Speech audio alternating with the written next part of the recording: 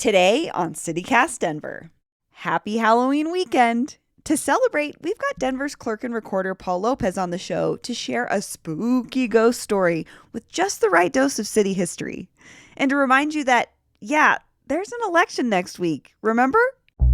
Today is Friday, October 29th, 2021. I'm Bree Davies, and this is CityCast Denver.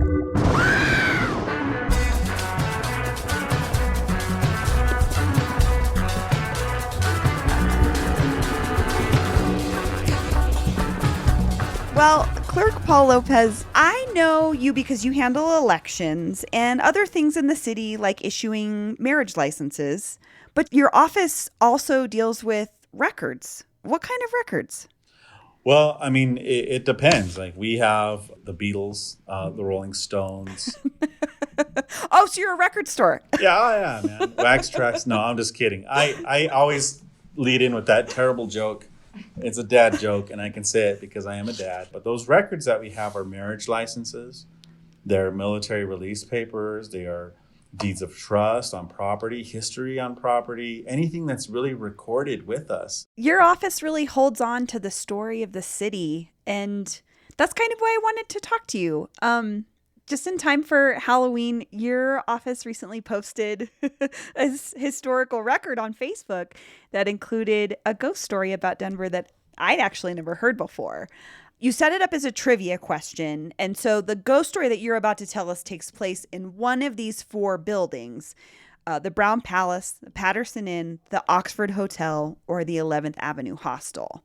And I don't know the answer to this. I actually didn't want to know because I want to be surprised when you tell me. But I was wondering if you could share with us that ghost story. Yeah.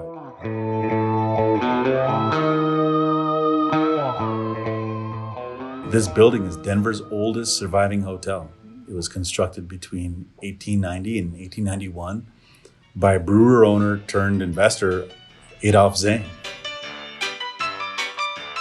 The hotel provided luxury accommodations for travelers from all over the world seeking natural beauty and health benefits of a Colorado holiday.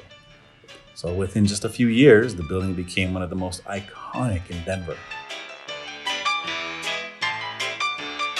But tragedy struck at the property in 1898 when room 320 was rented to a man and a woman. 2 gunshots were heard half an hour after their check-in, followed by the man bursting into the hallway clutching a fatal wound. The woman found just inside with an apparent self-inflicted shot to the heart. The man is purported to have said, "I don't know why she shot me," before being taken to a hospital where he soon died after. The man was W.H. Lawrence of Cleveland, Ohio, and his murderer, a local woman remembered as Florence Montague. Though a clear motive for the murder-suicide remains a mystery, Florence became popularly remembered as a furious mistress who took revenge on a man who refused to leave his wife for her. Single men staying in room 320 have complained for many years about inexplicable harassment and sleepless nights. Unfortunately, the urban neglect that plagued Denver in the middle of the 20th century did not spare our hotel, and the once glamorous building developed a reputation as a blighted flophouse. In the 1980s, the city worked with U.S. Housing and Urban Development and local investors to renovate the hotel as part of an effort to restore Denver's history. 3 years later, council would deem the hotel a structure of preservation. Today, the hotel continues to host visitors to Denver, some of which have traveled with specific hopes of a ghostly encounter.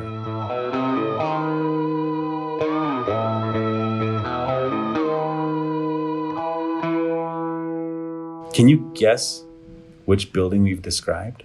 Is it A, the Brown Palace, B,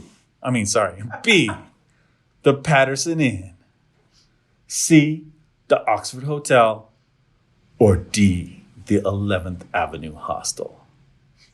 I'm going to guess based on thinking about urban development in the 80s. I'm guessing, my guess is the Oxford Hotel. The Oxford Hotel? Yeah, that's my guess. Do you want to phone a friend? Or is that your final answer? That's my final answer. It is. Ding, ding, ding. The Oxford Hotel.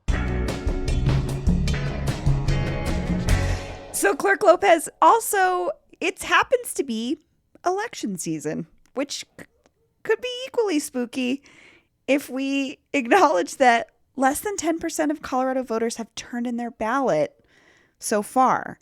Do you know how Denver is doing with our turnout?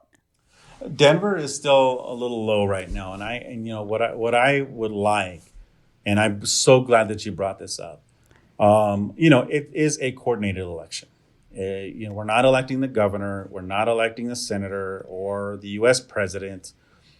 There's a number of school board folks that are on the ballot, and a whole bunch of questions, 13 questions that are on the ballot for voters to decide. And for folks who are really into it and already established a culture of participation, and we're expecting that ballot, and it's our early Christmas, of course we're so eager to get it out. But it is so important, and I want to just really highlight how important it is for folks to treat every single election as your voice. Like, it is your voice. Every single election is important. And in some of these races, take it from me, it is all it comes down to is one vote, and you got to make it yours. Would you, in your spookiest voice, remind folks to drop their ballots on or before November 2nd? Everybody, we have 1, 2, 3, 41 drop boxes. Please vote by November 2nd at 7 p.m.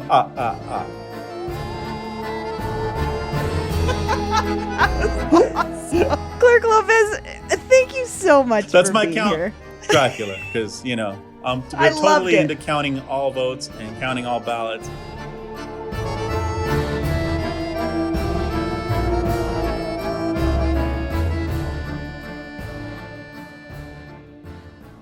I have one last thing for you in this spooky edition of CityCast Denver. I've mentioned this on the show before, but I hate being scared. I never watch horror movies, and I certainly do not go to haunted houses. I kind of just don't get the point of it. Like, what is so fun about being scared? So we went to an expert to find out. Hi, my name is Danielle Look, and I am the person that waits behind the corner for you to enter a haunted house and jump out and scare you. Danielle's been in the scaring industry for years. She started in Indiana at a full contact haunted house, as in they get to touch you. Gross. She moved to Denver in 2018 and spent a season at Haunted Field of Screams in Thornton. But her affinity for scaring people goes back way farther than that. I like to tell the story about I was an only child, and I just would be at home with my parents watching movies on the weekends or whatever, and my dad or I, one or the other, would get up and go out to the kitchen, maybe be rooting around in the refrigerator or whatever, and the other one would wait and then sneak out there in the dark and then kind of jump up over the refrigerator door. And then it was just kind of this ongoing scare feud that we had. If I see an opportunity to hide behind a bush and I know you're going to be walking by it in 30 seconds, I will be hiding there and waiting to jump out and scare you. It's just my personality. And for those people out there who are interested in getting into scare acting, here are Danielle's top 3 pieces of advice. Yeah, the very first thing is that it's a really physical, exhausting job. And people think you just stand in a corner and say boo all night long. For me, it's very physical. You're trying to make noise and be scary, so you might bang your arm up against a wall.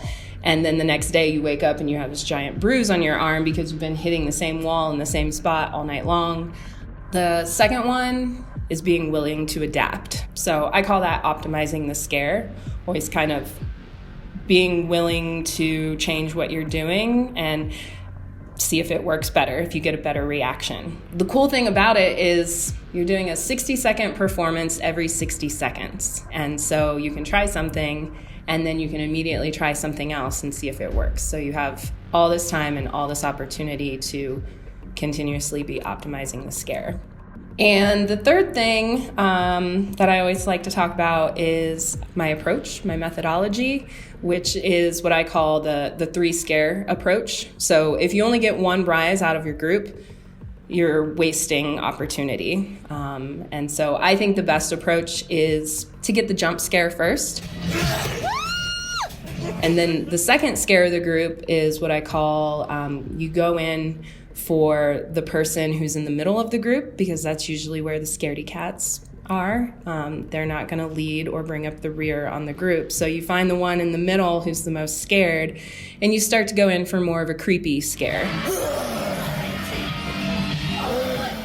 And usually by then, it's about time for the next group to be coming through. You got to reset for them, so you got to start shooing out your first group. And I would get my third scare on that brave person on the back who's bringing up the rear.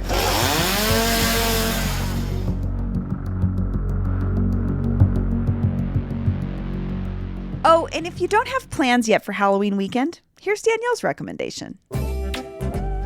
In 2018, when I moved here, I did a whole roundup for Westward, and I haven't been to every haunted house in the Denver metro area, but I've been to a lot of them. And so Haunted Field of Screams was my favorite. It was the most intense, the most scary.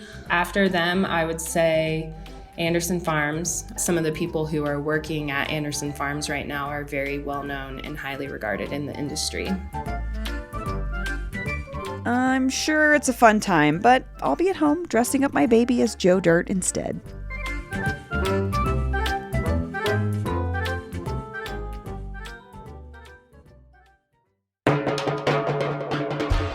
That's all for today here on CityCast Denver. Our producers this week were Paul Killer Caroli and Alexandra the Axe Murderer McMahon.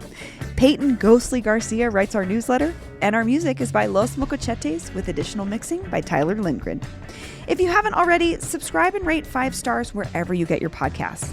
Follow us on Twitter at CityCast Denver, and tell a friend about us next time you see them. I'm Bree Giant Scared Baby Davies, and we'll be back next week. Goodbye.